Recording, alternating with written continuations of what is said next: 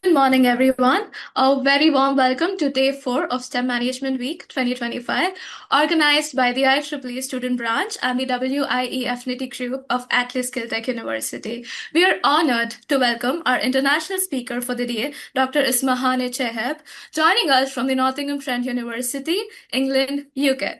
Before we begin, I'd like to share a brief overview of Atlas Skilltech University. Atlas is India's first new age, urban, multidisciplinary university founded on innovation, global industry relevance, and future ready education.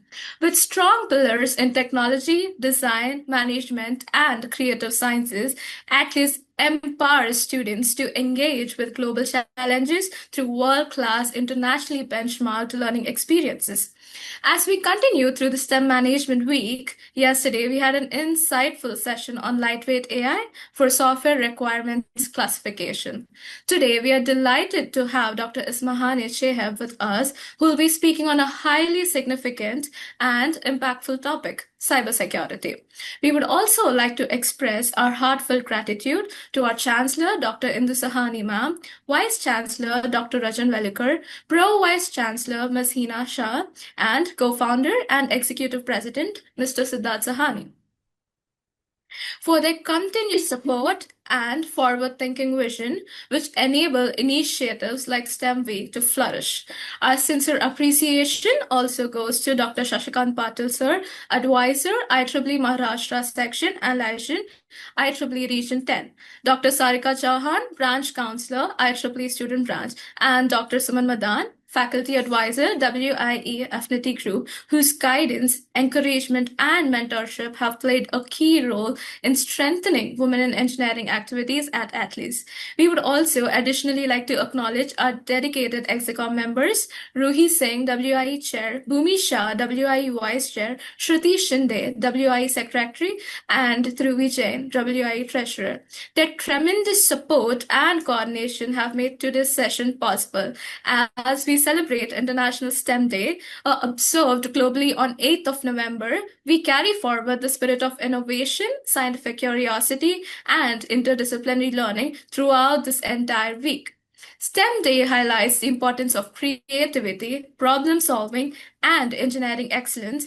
And through the STEM Week, we aim to inspire students to explore emerging technologies with confidence and enthusiasm.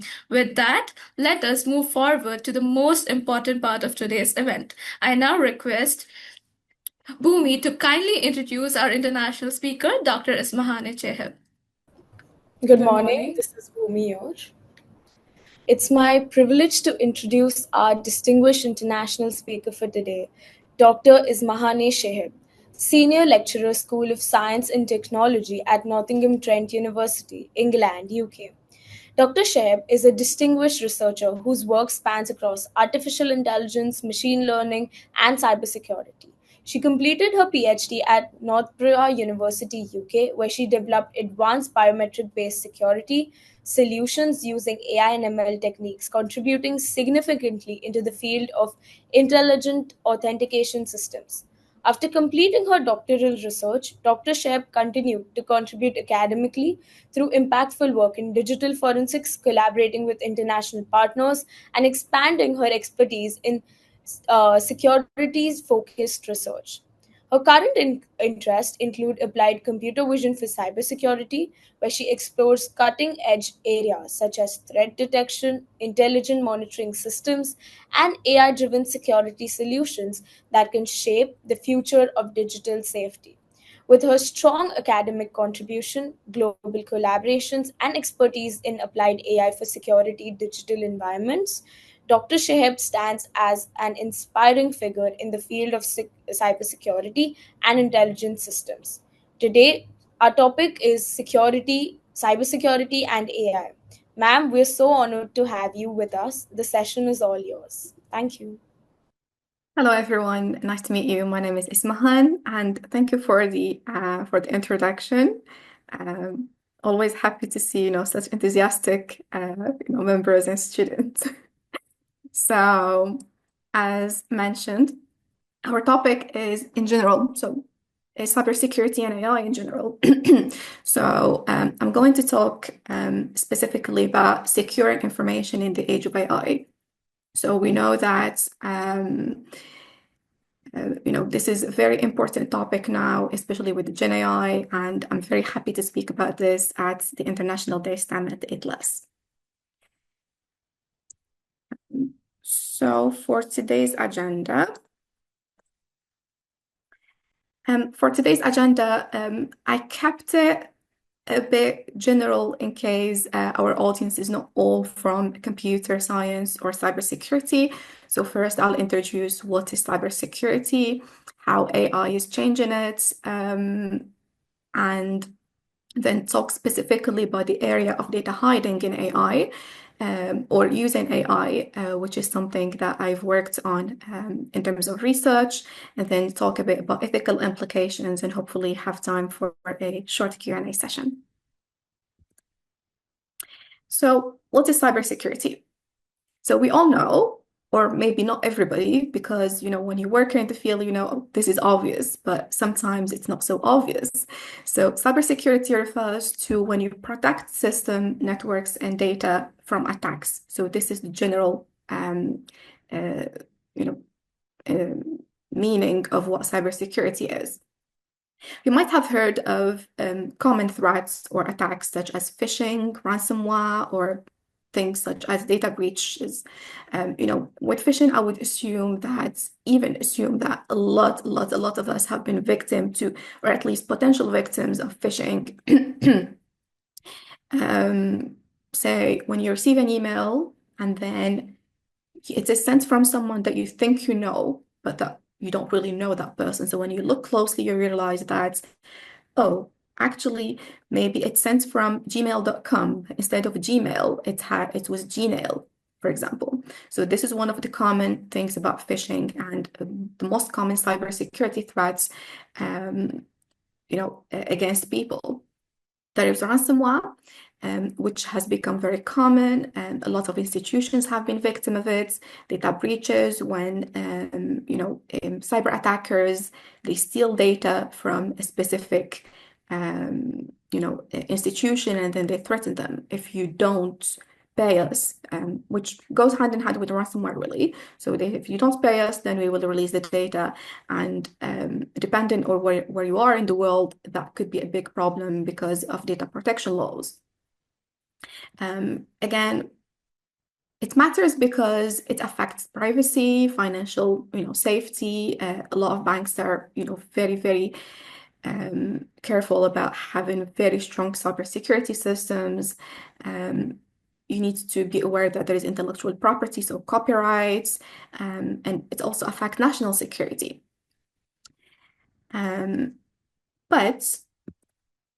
So we have some statistics here. So they're specifically from the UK, from 2025. I assume that I would say a lot of it is common across the world, if not higher. So according to the Cybersecurity Breaches Survey by the UK government, released in 2025, there is a 43% of businesses and 30% of charities that reported having experienced a cybersecurity breach or attack over the last year.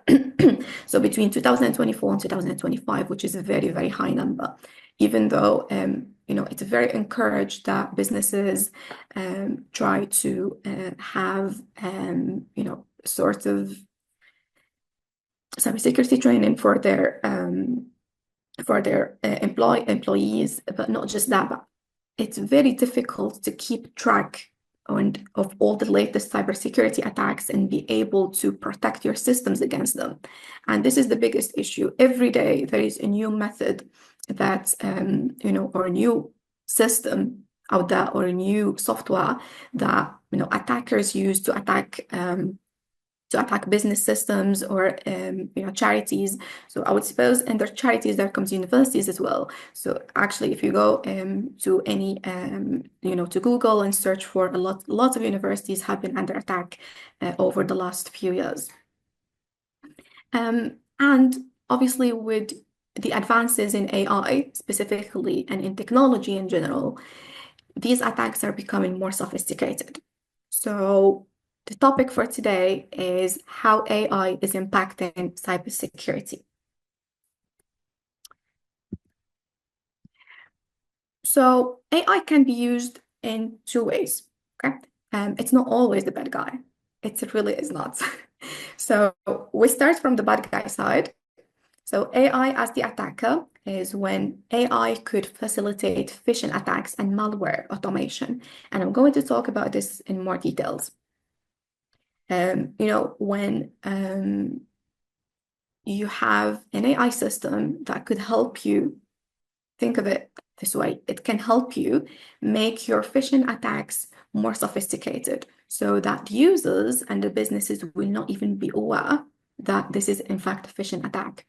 Or some things such as malware automation, when the even GenAI, not only AI, but also GenAI can make it easier to generate sort of an automation system so that malwares become smarter.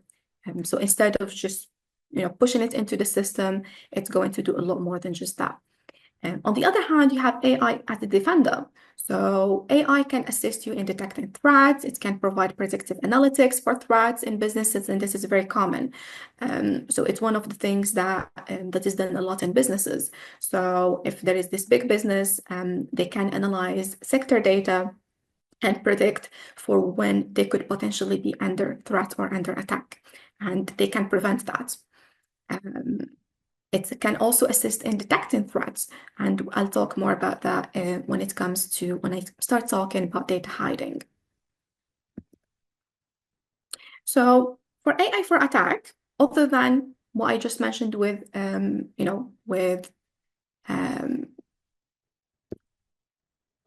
facilitating phishing attacks and malware automation, there are a lot more use cases. So obviously on the left-hand side, I have the example of AI-generated phishing emails and voices, and I get these calls all the time myself. I pick up the phone. It's a number that I don't know. I don't know if this happens to you as well. And then it's generated voice, and I know it's a phishing it's a phishing phone call. Polymorphic malware. So this refers to a malware smart malware. So that can change its form and behave in a certain way based on the system that it is on how it works in that system. And there are also deepfake scams, which are more related to what I do, sort of. So I worked in biometrics. So having, your face or you're used as a scam against you, that is also, I wouldn't say it's very common, but it happens a lot in terms of, especially when it comes to influencing the political scene and so on. So when it comes to deepfakes, just to explain to those who do not know, there is this system that can take your face and attach it. So on video, assume you see me, but in fact, it's not me talking. It's just somebody who's using my face so that that person can pass as me and deliver and go online, talk to, maybe have a video call with somebody, convince them of something, and maybe I could video call my boss, for example, and say, "Hi, I cannot access my account. Could you please send me an alternative link to a different email so I can log into the account, for example, or a sort of a verification code." Now, if this happens, all my boss will see is my face and will probably hear my voice as well, because again, it can be emulated. But in fact, it is not me. So this is becoming very, very sophisticated, and deepfake scams, are becoming more common than they used to be. On the other hand, as I said, AI can be used for defense, and I have a few examples of that. So when it comes to anomaly detection, so okay, there is a threat, there is a problem, but using AI, I can detect what kind of anomaly there is in the system, because I know what my system should look like. So if I have a sort of machine learning model, which can be anything really, it's when in this case it doesn't need to be a very complex system or a very complex AI or machine learning system. In fact, it can be a simple system that can learn what the normal system network traffic looks like.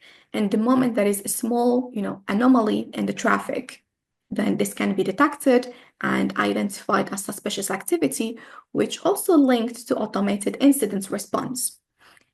So when you have such a system, you can also use AI. So develop an AI model that when received the trigger that, okay, something is happening in my network, and by network, it can be, for example, an IoT system, so smart homes, etc., or even some government businesses or government system and so on.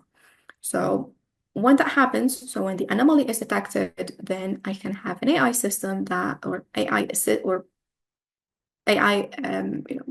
assisted system that could then automate the incident response. So an example of that, if there is an IP that was trying to access my system, and this is it's not part of the IPs that are normally allowed to access it, then, or maybe if it's trying multiple times, so it's not a one-time thing or it's not a mistake, then the AI assisted system or AI backed system can block the IP. So this is what we call an intelligent action. It can also isolate an endpoint if we're talking about sort of API, or even killing a malicious process in your system. It can also used, as I said earlier, for predictive threat modeling. So you can try to anticipate what kind of future attacks could happen by using data, your data or sector data, somebody else's data, and see, okay, for businesses that look like mine and the same size as mine, at some point in time, they were all under attack during specific time, either maybe during peak season or during maybe when the business peaks, or when or during specific time in the when they know there are not going to be a lot of people around, maybe around Christmas period in the UK, and depending on national holidays and so on. In fact, I remember in my previous university where I studied and where I also worked in digital forensics, the university was attacked. It was all over the news. The university system was attacked right before the start of the academic year. So from the education point of view, or in the education system, that's a very, very sensitive time to be under attack. And I could only assume that the system was suffering a lot. They were not prepared. It was around COVID times, and it was a very, very big issue. I remember that we had no access to even emails for 1 week, one entire week. And then all the university systems were down for almost a month, if not longer. So these are examples of how AI can be used for defense, and examples of peak seasons or peak times where cyber attacks could happen. Now I'm going to talk about the highlights of today. So I'm going to talk about how data hiding relates to cybersecurity, and how AI can assist, help, or help generate attacks or help defend against data hiding. So why are we talking about hidden messages? Again, every day, I'm sure you all use social media. A lot of images are shared online, not just images, there's lots of text and lots of videos. So have you ever thought that maybe, just maybe, some of these messages are carrying secret information? So you go to Instagram, and not even Instagram, so let's say maybe on LinkedIn, you go to LinkedIn, somebody posts a message or posts a an image or video. But then maybe that video is not really for the audience, but in fact, it's for somebody else to download and extract some information from, some kind of secret. So, and this is what steganography is. So steganography is the art of, hiding messages inside digital media. In fact, the first instances of digital steganography being discovered was in the early 2000s. And it existed for a long, long time. So the first instance was probably the Roman Empire, if I remember correctly, and somebody was sent to send a message from a soldier was sent to send a message from one of the kings to another king. So what the first person did was tattoo the message on the person's head, let his hair grow, before then moving on to send that person to the other person, so they can send the message that. So the king, what he did was shave the soldier's head and see the message. But in fact, steganography has existed for a long time, but digital steganography in particular started, becoming more common in recent years. So in 2017, there were images shared through Twitter that contained malware commands. So these were uncovered. And there was also an instance of e-commerce platform that revealed the use of image steganography to conceal payment card details. So these are incidents of image steganography.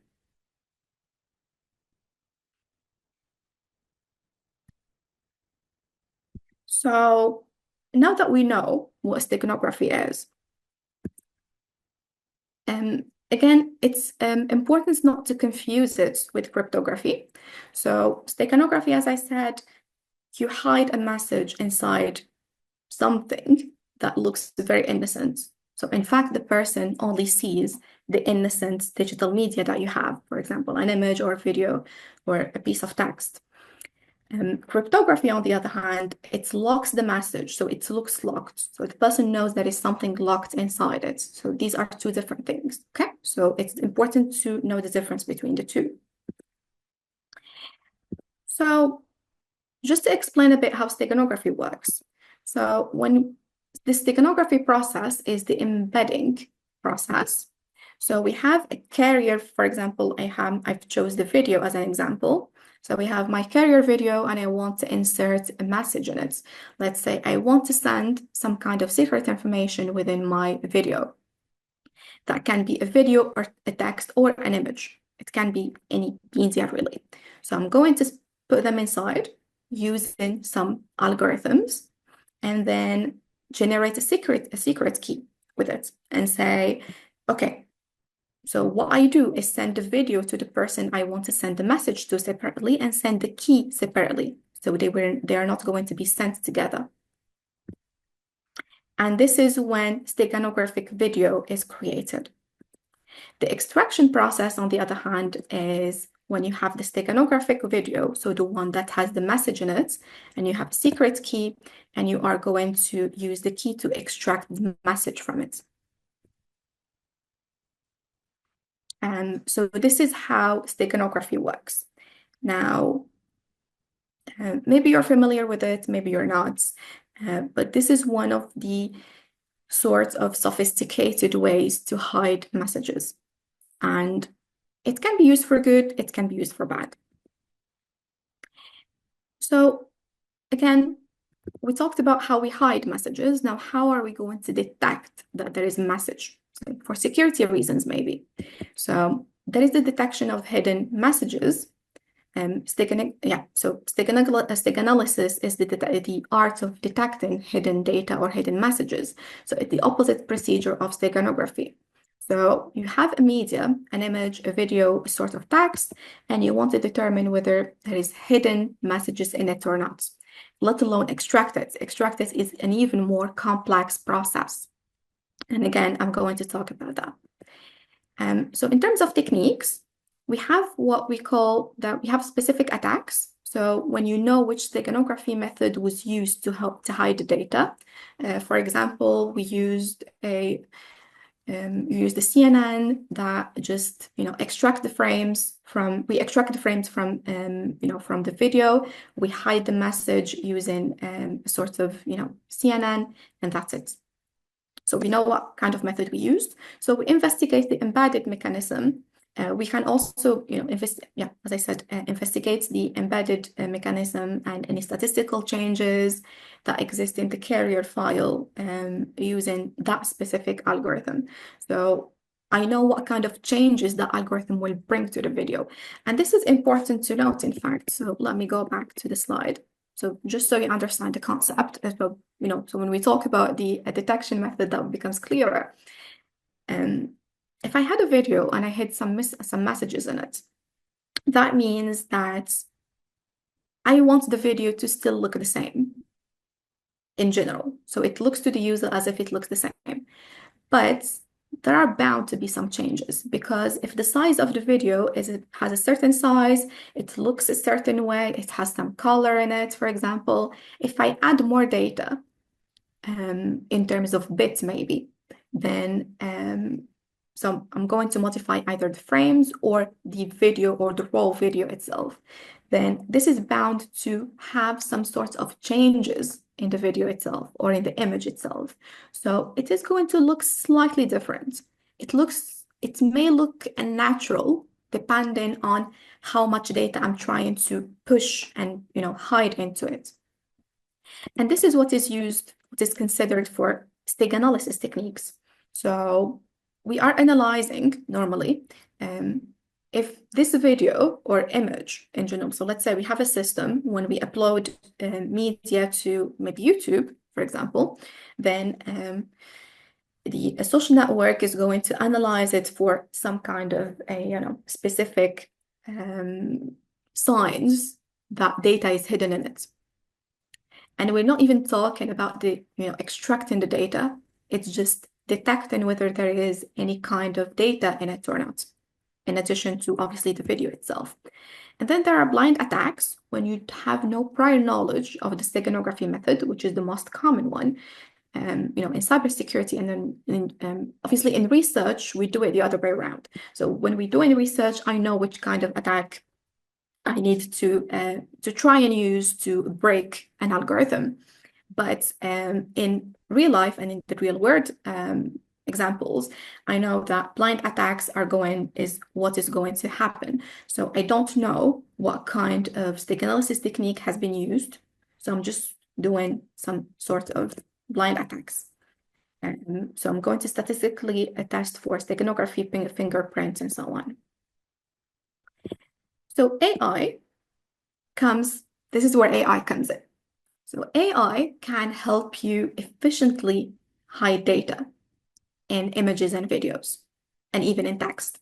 So I'm giving an example here of an autoencoder algorithm that can hide. So autoencoders, CNNs, any sorts of deep learning models, they can help you hide a large amount of data inside images and videos without any noticeable, changes in the images themselves or in the videos themselves. So I have the example here. So I have my cover image. So this is the image that I want to hide. So we call it a cover image. And I'm going to hide it inside, and I'm going to hide my secret image inside it. Okay. So we have this autoencoder that is going to embed it. So it's going to hide the secret message inside the cover message. And then the stego message, the stego image is going to look very, very similar to the cover one. So this is the original one, even though there is a secret image hidden inside it. On the other hand, when the person receives it, they can use a different network that is based on the first one, okay, to extract the secret message from inside the steganography image. So it's probably seems like, but how can a stego image, how can an image be hidden in an image and still look not very noticeable? Again, This is what AI does. So the autoencoder system that was developed I mentioned in the paper. So it's used deep convolutional autoencoders to hide the data and unhide it in a system. So this kind of model in AI is to help, or in data hiding, is to help you secure data in transit. So think of government institutions. Think of institutions that want to transfer data very, very carefully and very securely, that they don't even want it to look like it is being secured. So what they do, they can use such a system to secure the data, for example, hide some images, or hide some financial data in an image, and then send it to somebody who will then know what kind of system to use, what kind of network to use to extract the message or the data from it. So this is an example of how AI can be used to enable efficient data hiding.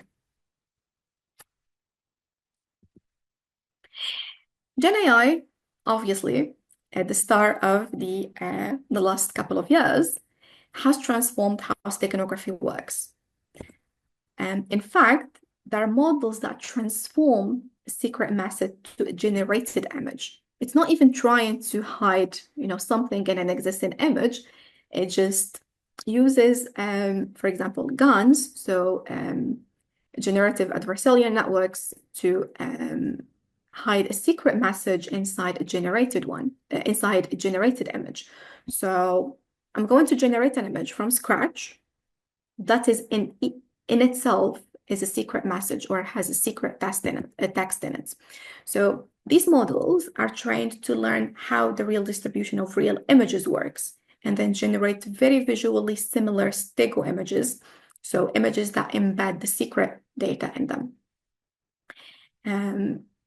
It's very sophisticated. So the reason this is done, instead of using, the other system of having a secret image and hiding it in a cover image, is because you want to have, these tag analysis systems, so governments, social networks, etc., to not even be aware that there is a message hidden inside.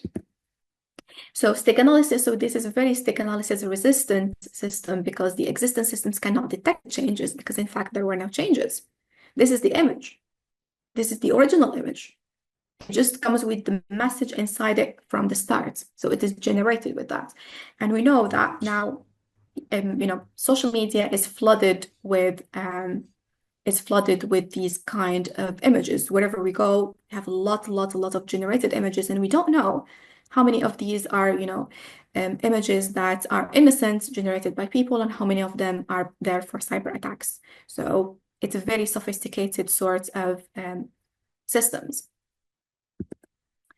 Video steganography, on the other hand, so this is about images. Now, videos, on the other hand, they give you more accessible.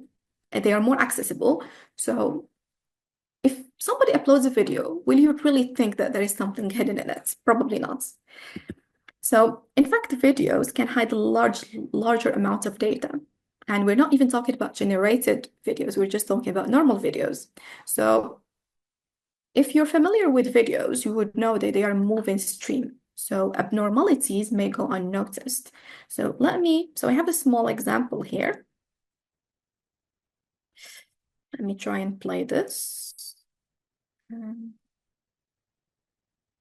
Perhaps. Okay, so I'm just going to try. Oh yeah, I can play the video.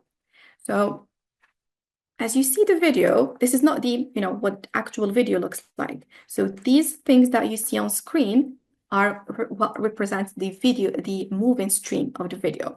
So this is what we call motion vectors.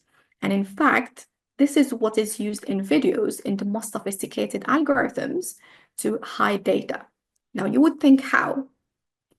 And it is a very valid question. So you see how these, arrows are working. So these mean that there is a lot of movement, and this is how the video is compressed. So video steganography combines not just algorithms, including deep learning algorithms, but also video compression algorithms. So as I said, these moving things represent the moving stream of the video, and this is what could be used to hide data. So, if you add a few more, who is going to notice? I mean, there are so many of them, right? So if I add a few more in strategic places in my video, nobody's going to notice there is a hidden message. So as an example of that, I'm referencing one of the recent works in steganography. So you can see this is the stream, this is the how the algorithm works. So we have the raw sequence, and then we extract partition mode. So this uses the compression algorithm, which is a VVC.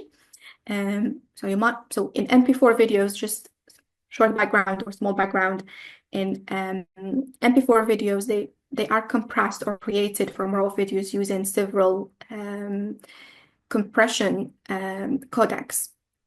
There is H.264, there is H.265, and there is H.266, which is VVC. So this video codec is used to extract the partitions, embed the secret data, and then use here a deep learning model to even code the process so that the message is hidden securely. Before then, the final video is generated, which means that in these cases, the message is hidden using in the compression process, so that it becomes even more unnoticeable. And to make it even more unnoticeable, again, a deep learning network is used here. So this kind of algorithm combines deep learning models capabilities with video compression standards, which makes the hidden messages even more unnoticeable. Obviously, this comes with dangers. So when it comes to steganography or data hiding, it's more difficult to detect than traditional attacks because, and let me go back to one of the examples I shared earlier, which is more relevant now. See, yeah, so this one. So it says here that images shared through Twitter at the time X now contained malware commands were sent. So imagine if a lot more malware commands were, saved or hidden in videos. That could be a disaster. So, as I said, it has a lot of dangers. So it can also scale easily because AI can automate now hiding techniques. It's not a simple way of, especially with the Gen AI, obviously, it becomes much easier and more accessible for everybody to use. So, and it threatens national security, personal privacy. Think of, government institutions that are going to be under attack, any kind of personal privacy, for example, if some kind of secret data is sent on social media, that's also national security. So real-world examples include so how AI creates adversarial examples that full detection systems. So one of them is the one I showed you earlier. It can be used to bypass stick analysis tools and even biometric authentication. It can be used to generate images carrying hidden payloads, and we talked about that. So it can be used to even deliver malware through social media, so it is undetectable. So there are criminals, maybe groups of criminals, who want to transfer malware, but don't want it to be detected. They want to do that internationally, sending it from one country to another. So they send it in hidden images and in hidden videos, upload it to social media, no one the wiser. One of the attacks also, and I mention it here, that of a real-world example that started early on when Gen AI first, was new, was a Unicode-based prompt smuggling. So this is when you ask Gen AI to, or the GPT system to generate some sort of message for a text for you, and ask it to hide or give it a hidden prompt, such as do this and leak data, so that even if you are using GenAI as part of your institution package, that could still be used to leak some kind of data that shouldn't be leaked. So we have a few examples here. So about real attacks that happen and how they are affecting security. So there are a few. Perhaps if you're more interested in the topic, you can go and read about them. And finally, when it comes to ethical implications, I'll talk a lot about negatives, so I'll talk a tiny bit more about them before then talking about the positives. So when it comes to data hiding and steganography, it can be used for covert communication for harmful purposes. So it can enable, hidden channels for criminal activity, no one the wiser. Instead of using the dark web, nobody needs to use that. They can just use, social media, send messages with hidden malware, hidden commands, even hidden, stolen data, and that's going to affect national security. It can also be used for copyright infringement. So the hidden nature of steganographic communication makes it harder to trace authorship of images, so you don't know who really made it. In terms of positives, and there are positives. So in terms of positives, it can protect freedom of speech. So if, for example, steganography can help people communicate safely. If somebody has a real need to maybe somewhere where they are oppressed, they want to send a message to, maybe leak some data about what is happening, about some kind of for example, activists, journalists, they can, hide data in images, in videos, or in digital media in general, and send it out of the country so that it can be, published elsewhere where they are. Nobody will know they've sent it themselves, and they will be safe. So there are always ethical, positive implications that can be used. And this is the reason there is a lot of research about steganography, about data hiding, using AI in particular. It can also enhance privacy, so it provides an extra layer of privacy by hiding existing sensitive information. Again, if you dig a bit deeper, you will find that a lot of government-based schemes around the world are, funding research for steganography. So you would wonder, if it is so bad, why do I want to develop new systems for it? In fact, this is to enhance privacy. And again, for my last point, is military and diplomatic protection. So steganography can help secure confidential communication without drawing attention. So these are the positives of steganography. Now, how do we balance AI and cybersecurity? If it can be bad and it can be good. So AI can be both a good guy and a bad guy, and steganography in particular and GenAI make hidden communication even harder to detect. This is bad or good. So what do we do as normal people, aside from our STEM background and digging deeper into how to learn more about developing AI systems that can enhance security or do the opposite, detect attacks, is to, we need to balance the response and have some responsibility to protect privacy and security. So we should be very careful about what kind of systems we use. And at the same time, we should adopt, best practices and advocate, for ethical use of AI, which is very, very difficult in this day and age. So that's it from me. Thank you, everyone. We have some time for Q&A. Thank you so much for the session. It was really helpful for all of us to understand.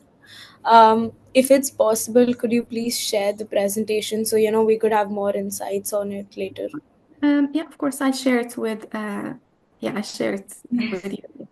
Thank you so much. And a few of us have some questions in the chat, if you could please answer. Oh, let me have a look. Thank you.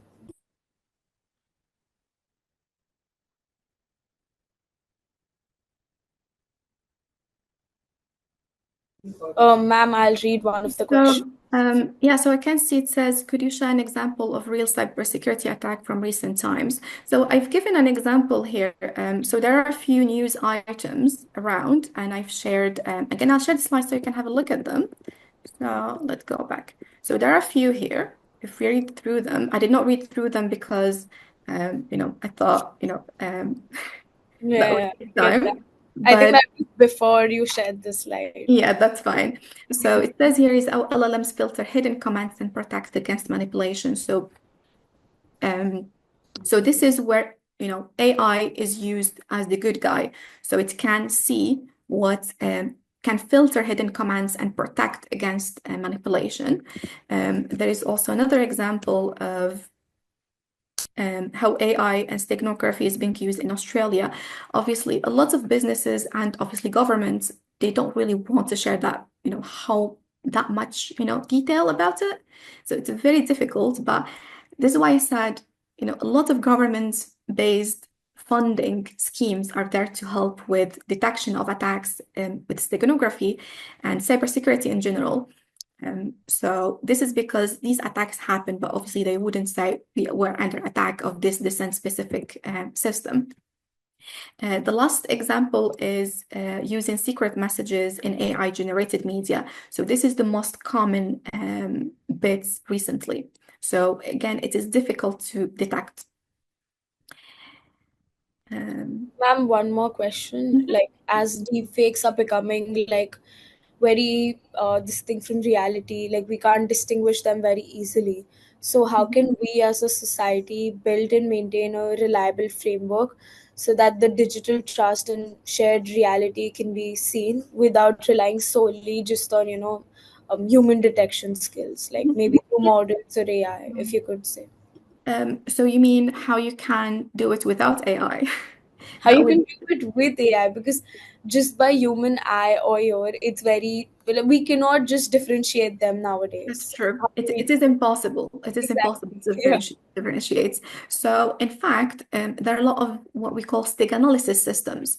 And I worked in project a couple of years ago. So, when I worked in digital forensics, so this comes under digital forensics, research field, where we try to do what we call blind attacks. So the aim, even though the project did not, finish, it only went on for a short period of time. The aim of the project, and that was from 2020 to 2022. So it's not new. Just so you know that people have been working on this for a long time. The aim was to make a system so that when you upload videos to YouTube or social media, it can detect that there is something in them. But that was before Gen AI. Now, Gen AI is making it even more difficult. And even when I was preparing the talk, I was like, is there something that I'm not aware of, maybe? And I looked and looked and searched. No, there isn't. Even in research, it's very, very difficult to even detect that there is hidden media. So I suppose you could rely, maybe you as students, I know if I'm not sure if everybody here is from the computer science field. Are you, ladies? Yes, most Yeah. of us are from the same field, Okay, so we that's can relate a bit of what you said. okay. So that's good. It means that maybe as parts of your students' project, you could think of it. And it's something that I give to my students sometimes to make them more aware of, how this works. So you can learn more about steganography. You can even propose a system based on, what is existing out there and say, okay, so there are these attacks. How can I possibly build, small system that can protect maybe our university website? So this is definitely something possible. I'm giving this to you as a challenge. I mean, maybe you can collaborate with us and Yes, give us of course. Yes, I would be happy to. So do we have any other questions? Let me look at the chat. I think you've answered most of them, yes. Okay. I mean, is there any more questions? It seems like we have an enthusiastic Can I ask you one audience. question? Yes, sure. I just wanted, like, steganography is one field even I am interested in, and I am working specifically in the area of privacy. So what I was thinking, like, is there any AI tool which is actually nowadays helping in recognizing it as a normal human being who is not from the computer science? They can understand that this is the superimposed or stegnofied video or message, and they can relate it. This is not distorted video or distorted image. This is something, some message is hidden in this. So is there any way to actually find out this? So there are tools that help you hide data. One of them is they are open source. In fact, you can go if you go online, you search for OpenPuff. This is one of the I would say one of the best ones out there that is free to use. Perhaps if I can open my browser, I can show it quickly. Because it's something that I looked into. Let me see. Oh.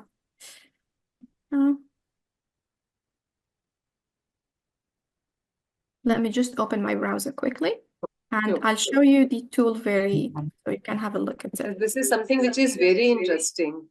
Very interesting topic and very interesting research area also. It is. It's very niche, I would say. It is very niche, so I understand that.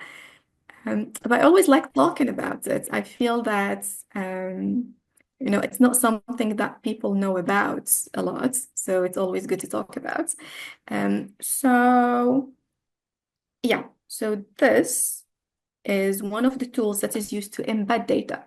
So if you want to play with it, you can always go here, generate some data, and then see how you can detect it using AI. So you can download it, you can see the source page, because I believe it is open source. No, it's not open source, sorry. It is free to use, but it is not open source. So can you just share the URL link in the chat? Yeah, of course, I'll do that.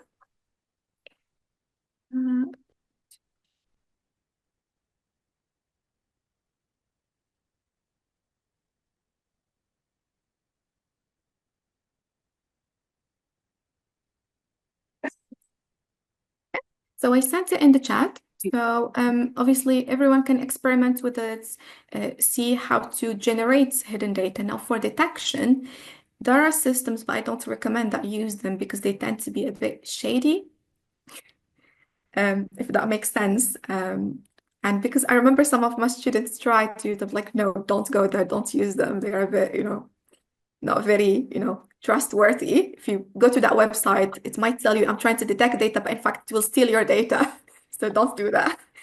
There are also some, in research, there are lots and lots of algorithms now. And with the Gen AI, again, it can help perhaps help implement some of them because it's not open source. The code is not open source. The researchers, they do develop these systems. As is common in research, the research paper explains everything, but then the code is not there, so you need to implement it yourself. But otherwise, yes, there are a lot of systems that can help using AI or otherwise. So there are others that don't use AI that try to detect this.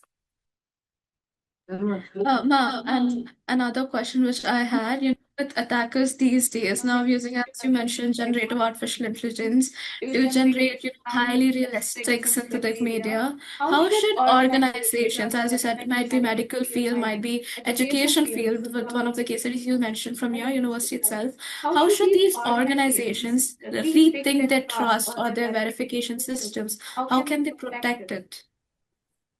This is very important nowadays.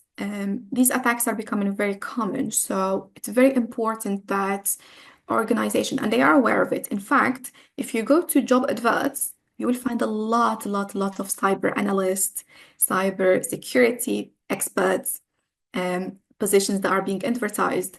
This is, and even AI and machine learning in cybersecurity engineers that they're looking for. So in fact, I would say organizations are thinking of it.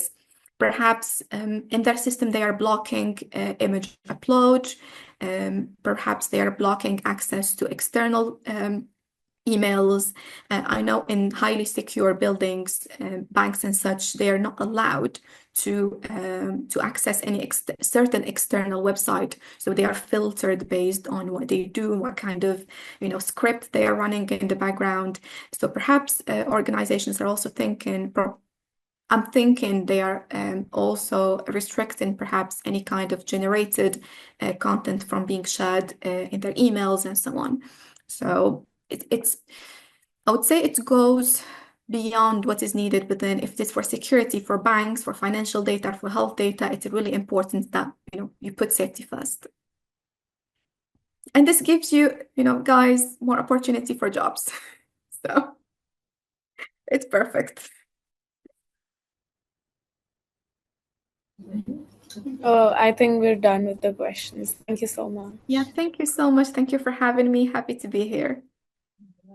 Thank you so much, Dr. Shehab, for delivering such an insightful and impactful session. Your explanation of cybersecurity and its intersection with artificial intelligence has given all of us a deeper understanding of how intelligent systems are protected, how threats evolve, and how AI is reshaping modern security frameworks. Your clarity, depth of knowledge, and real world perspectives made today's sessions incredibly enriching. Now we would like to, on behalf of IEEE Student Branch and WIE Affinity Group of Atlas Caltech University, we would now like to request Dr. Suman Madan, Faculty Advisor of WIE, to present our virtual appreciation to you as a gesture of gratitude for sharing our expertise with us today. We extend our warm thanks to Dr. Suman Madan, and we also express our gratitude to Dr. Sashikant Patil and Dr. Sarika Chauhan for their unwavering guidance and support throughout today's event. A heartfelt thank you as well to all our ExecCom members for ensuring the smooth execution of the session. We would now like to inform everyone that feedback link has been shared in the chat. Kindly fill it out as your e-certificate for participation will be issued based on that. Thank you, everyone. Thank you for joining us today. Thank you so much, ma'am. Before ending, let me say, Dr. Ismane, like it's a great pleasure to host you today. And I know it's very early morning, 4 a.m. local time of UK. And you have actually given us the permission to hold at this particular time even. That actually shows and reflects your warmth and commitment and support of this particular initiative, which we have started at Atlas Caltech University. Thank you so much. I can't thank you enough for this, but yeah, it's Not a at all. it's a Thank you kind so of much. gratitude from all of us, and we are so happy to have you. And we will definitely like to have this continuous support for the future offline master classes, even right. Whenever you are coming Hopefully, to, yes. I would be, would be happy to discuss host that. you. Yes, would be happy to discuss that further. Thank you for having me. It's 5 a.m. now, but again, I'm talking about something that I like. So Thank you so much. thank you. Thank you. Bye. Looking forward for more global academic connect and the projects associations with us. Sincerely, thank you. Thank you. Thank you. Can we have a quick photo with all of us? If everyone can just on their videos. Thank you so much, everyone. I hope you guys will join tomorrow as well. Thank you so much, ma'am. Thank you. Bye. Thank you.